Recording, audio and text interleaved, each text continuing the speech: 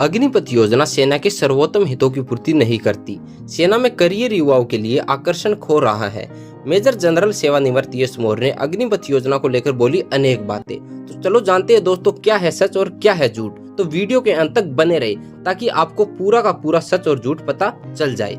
Major general सेवानिवृत्त यश मौर्य का कहना है कि सक्षम युवा जो कभी भारतीय सेना में शामिल होने की आकांक्षा रखते थे, अब अर्धसैनिक बलों और राज्य पुलिस में भर्ती हो रहे हैं, क्योंकि ये सेवाएं 60 वर्ष की आयु तक दीर्घकालिक नौकरी सुरक्षा प्रदान करती है, जबकि अग्निपथ योजना केवल 4 वर्ष का कार्यकाल प्रदान करती है। हाल ही में सियाचिन में ड्यूटी के दौरान भारतीय सेना के एक अग्निवीर अग्निपथ योजना के तहत भर्ती एक सैनिक की मृत्यु ने एक बार फिर इस योजना को सुर्खियों में ला दिया। अग्निपथ योजना के तहत अग्निवीर रैंक वाले सैनिकों को 4 साल की अवधि के लिए भर्ती किया जाता है, जिनमें से 4 साल के अंत में केवल 25% को नियमित किया जाएगा और बाकी को छोड़ दिया जाएगा। विपक्ष ने इसे भारत के नायकों का अपमान करार दिया है, जबकि नरेंद्र मोदी सरकार का तर्क है कि ऐसे आरोप निराधार और गैर जिम्मेदाराना है। 21 अक्टूबर को महाराष्ट्र के अग्निवीर गवते अक्षय लक्ष्मण की सियाचिन में मौत हो गई।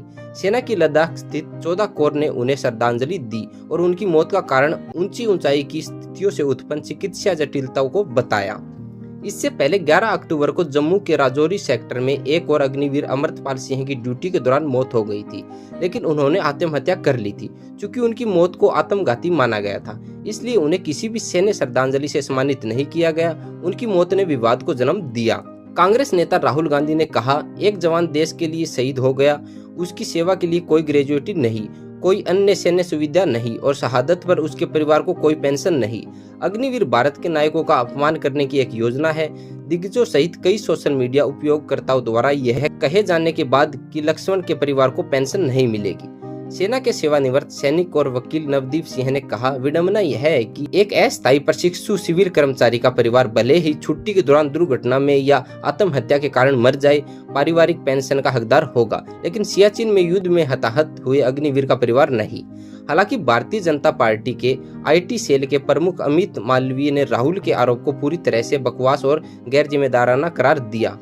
उन्होंने कहा, अग्निवीर गवते अक्षय लक्ष्मण ने सेवा के दौरान अपनी जान दी, इसलिए वे युद्ध हताहतों के रूप में पारिश्रमिक के हकदार है। तदनुसार लक्ष्मण के परिजनों को 48 लाख रुपए का गैर योगदान बीमा, 44 लाख रुपए की अनुग्रह राशि, अग्निवीर द्वारा योगदान की गई सेवा निधि, 30% सरकार द्वारा बराबर का योगदान और उस पर ब्याज मिलेगा। इस तरह की राजनीतिक बहसों के बीच कई दिग्गजों का मानना है कि इस योजना का सेना के भविष्य पर प्रतिकूल प्रभाव पड़ेगा। आउटलुक के नसीर गन्नई के साथ एक साक्षात्कार में मेजर जनरल सेवानिवृत्त यश मौर्य ने कहा कि अग्निपथ योजना भारतीय सेना सर्वोत्तम हित में नहीं है। मेजर जनरल यश मौर्य ने आउटलुक से कहा, मैं कोई राजनीतिक व्यक्ति नहीं हूं और न ही मैं किसी राजनीतिक दल का प्रतिनिधित्व करता हूं, लेकिन एक अनुभवी के तौर पर मुझे लगता है कि इस योजना के बारे में बोलना मेरा कर्तव्य है। मेरी राय में यह योजना भारतीय सशस्त्र बलों के सर्वोत्तम हितों की पूर्ति नहीं करती। यह योजना ग्रामीण युवाओं के बीच अच्छी तरह से नहीं पहुंच रही है, जो सेना में शामिल होने की इच्छा रखते हैं। अब वे सेना की तुलना में अर्धसैनिक बलों और पुलिस में करियर बनाना पसंद कर रहे हैं। अग्निपथ योजना ने ग्रामीण युवाओं की भारतीय सेना को एक व्यवहार करियर विकल्प मानने की धारणा को किस हद तक प्रभावित किया है। मेरा मानना है कि जिस तरह से इस योजना को शुरू किया गया वह अनुचित है। 3 साल तक कोई भर्ती नहीं हुई, जिससे भारतीय सेना में शामिल होने का सपना देखने वाले हजारों उत्सुक उम्मीदवार निराश हो गए। वे समझ नहीं पा रहे थे कि उनका मनचाहा करियर अचानक 4 साल की प्रतिबद्धता में कैसे बदल गया। विभिन्न राज्यों के लोगों और युवाओं के साथ मेरी बातचीत से पता चलता है कि जो युवा कभी भारतीय सेना में शामिल होने की इच्छा रखते थे, वे अब अर्धसैनिक बलों और राज्य पुलिस में करियर चुन रहे हैं। ये विकल्प 60 वर्ष की आयु तक दीर्घकालिक नौकरी सुरक्षा प्रदान करते हैं, जबकि अग्निवीर केवल 4 साल की प्रतिबद्धता प्रदान करता है। उन 4 वर्षों के बाद भविष्य अनिश्चित है।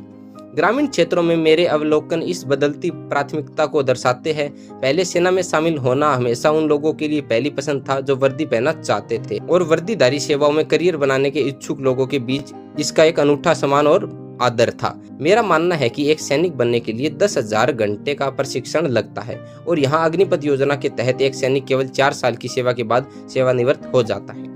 सियाचिन जैसे ऊंचाई वाले क्षेत्रों में तैनात सैनिकों के लिए स्वास्थ्य दिशा निर्देश और प्रशिक्षण आवश्यकताएं क्या है। सियाचिन में अलग अलग सैनिकों को तैनात नहीं किया जाता है, वे एक इकाई के हिस्से के रूप में जाते हैं। तैनाती से पहले प्रत्येक इकाई को 3 से 4 महीने तक कठोर प्रशिक्षण और तैयारी से गुजरना पड़ता है।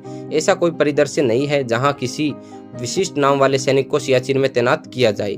एक सैनिक को हमेशा एक इकाई को सौंपा जाता है और यदि वह इकाई सियाचिन या किसी अन्य स्थान पर तैनात होती है तो सैनिक उसके साथ जाता है। इकाई एक कर्नल की कमान के अधीन होती है और पैदल सेना इकाई के मामले में इसमें 800 सैनिक होते हैं। संगठनात्मक संरचना और योजना सुनिश्चित करने के लिए सियाचिन में तैनाती रोस्टर प्रणाली का पालन करती है। आमतौर पर तैनाती के लिए एक इकाई की बारी 12 से 15 साल के बाद आती है। जब किसी यूनिट को सियाचिन में तैनात किया जाता है तो पहले से ही एक व्यापक प्रशिक्षण प्रक्रिया शुरू कर दी जाती है। इस प्रक्रिया का उद्देश्य यूनिट को चुनौतीपूर्ण पोस्टिंग के लिए मानसिक और शारीरिक रूप से तैयार करना है, जो तैनाती से पहले 3 से 4 महीने तक चलती है। एक बार जब यूनिट जाने के लिए तैयार हो जाती है तो उन्हें सियाचिन प्रशिक्षण स्कूल में तैनात किया जाता है। वहां पूरी यूनिट 3 से 6 महीने की ट्रेनिंग गुजरती है और फिर उन्हें मौसम की मांगों को पूरा करने के लिए नए उपकरण और कपड़े दिए जाते हैं। यह पूरी प्रक्रिया पूरी सैन्य पेशेवरता के साथ की जाती है। व्यापक प्रशिक्षण व्यवस्था में मानसिक, शारीरिक और वास्तविक तैनाती से पहले ऐसी पोस्टिंग के लिए आवश्यक सभी आवश्यक पहलू शामिल है। यही कारण है कि सियाचिन में हमारे हताहतों की संख्या में उल्लेखनीय कमी आई है।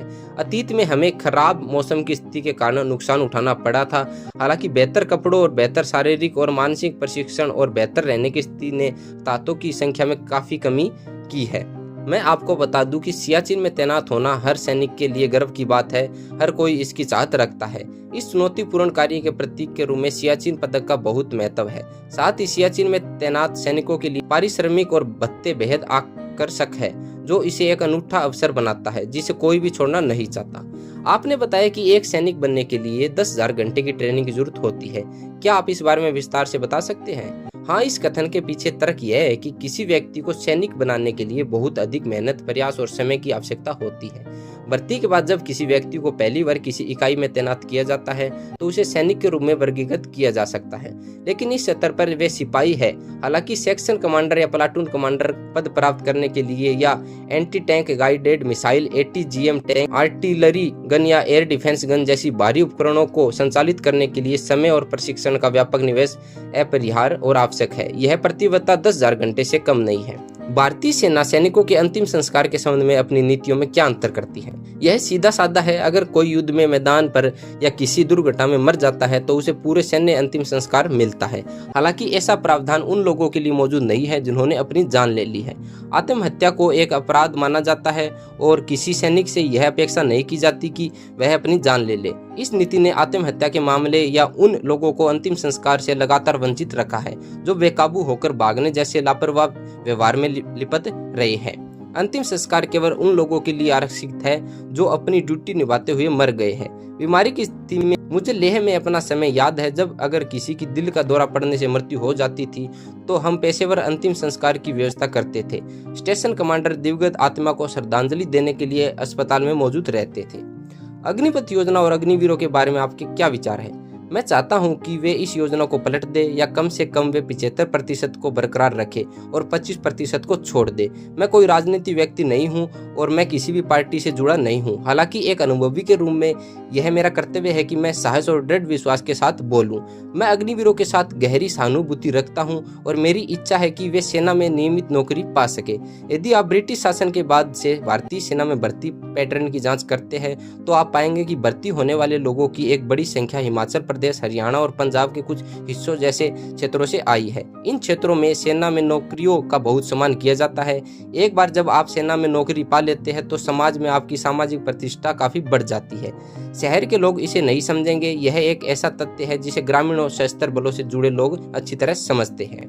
मैं आपको बता सकता हूं कि 12वीं कक्षा तक शिक्षा प्राप्त सैनिकों के जीवन साथी अक्सर स्नातक को डिग्री वाले होते हैं। इन क्षेत्रों में यह एक आम बात है। सूबेदार, मेजर, SM या कैप्टन के रूप में सेवानिवृत्त होने वाले सैनिकों के बच्चे अक्सर सेना में अधिकारी बन जाते हैं। सेना में करियर के गहरे सामाजिक और आर्थिक निहितार्थ है। सेवा के दौरान नियमित पेंशन और संयुक्त राष्ट्र मिशन के लिए अवसर प्रदान करते हैं। यही कारण है कि सैन्य सेवाओं का काफी सम्मान था। अग्निवीर सेवाओं में यह समान नौकरी की सुरक्षा और नौकरी की संतुष्टि का अभाव है। तो दोस्तों, हमें कमेंट करके जरूर बताएं मेजर जनरल सेवानिवृत्त यश मौर्य की ये बातें आपको कैसी लगी। जय हिंद, जय भारत।